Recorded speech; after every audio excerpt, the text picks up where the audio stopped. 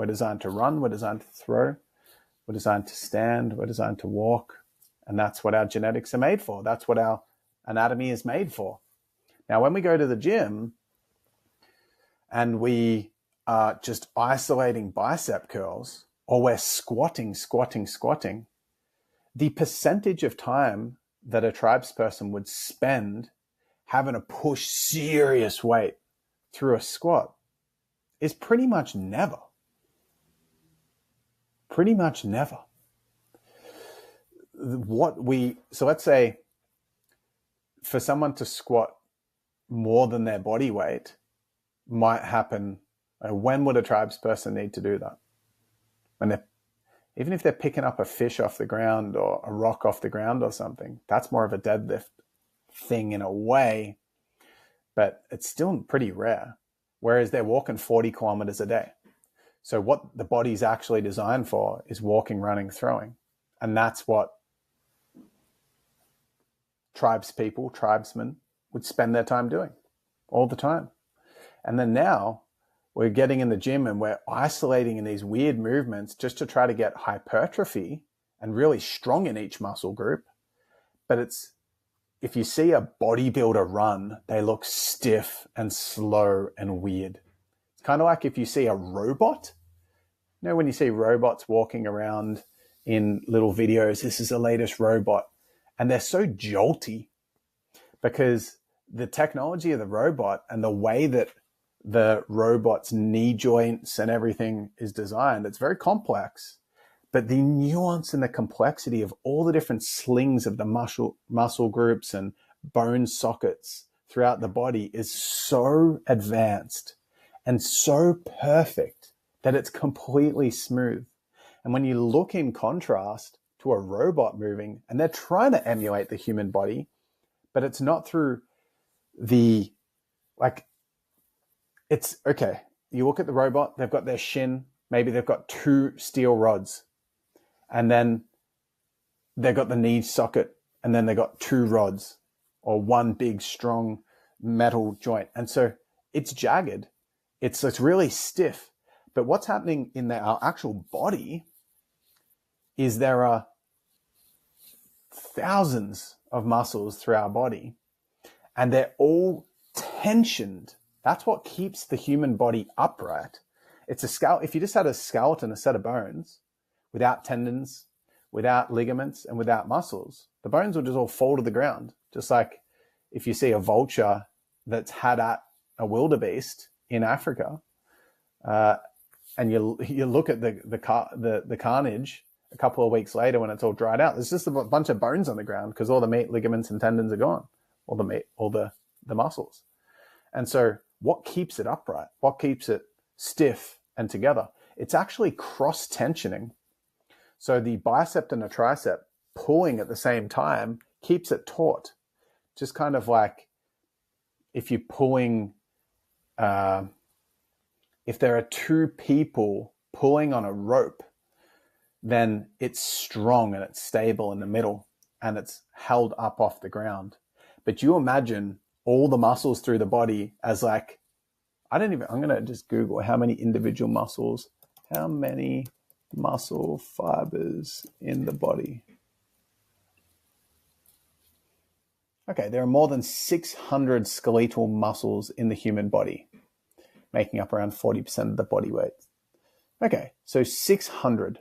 So just imagine 600 ropes all pulled in different directions through the jaw, through the skull, through the neck, down to the chest, from the chest round to the ribs, from the lats round in a crossway, all in these different directions.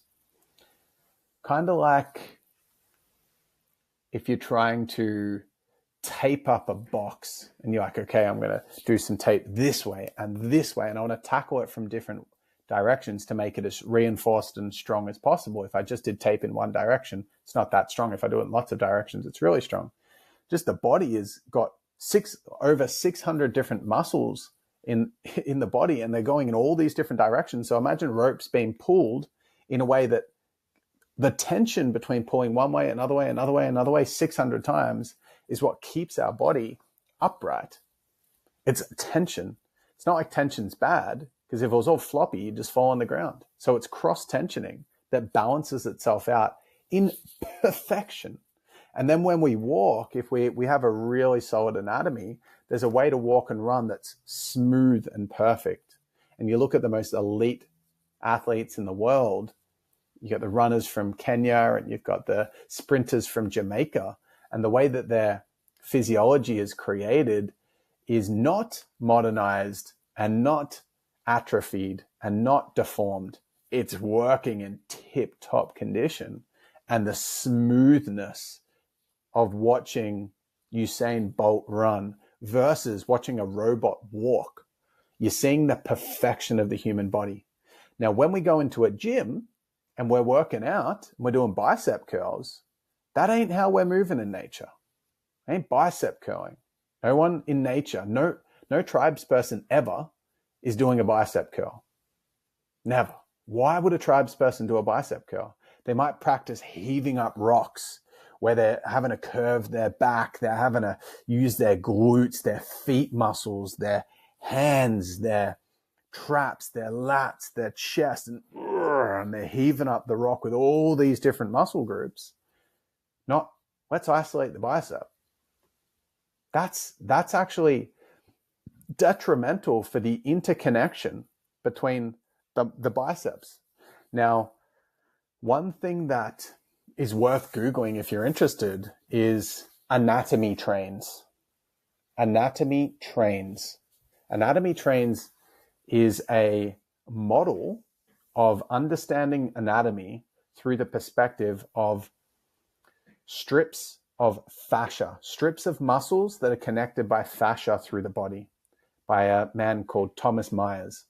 And Thomas Myers is one of the experts that's pioneered the idea that the human body is a tensegrity model, what I said about all the ropes pulling in different directions, and that's what keeps the muscles working really effectively, versus, for example, yoga and stretching that's like, pull it, keep pulling, keep stretching it, because the goal is having flaccid, loose muscles, whereas tight muscles are good. They just need to be cross-tensioned in a way that's balanced. And that's actually what keeps the body upright, with the shoulders sitting in a nice position and the chest sitting in a nice position and the hips and the glutes and the legs and everything just balanced perfectly. There's no tribes people or animal on the planet that spend time stretching for extended period of times. They do a little, I've just woken up, I'm just going to pump a little blood through my body for 5 seconds, but they don't stretch outside that. Their body gets the stretching it needs with cross tensioning.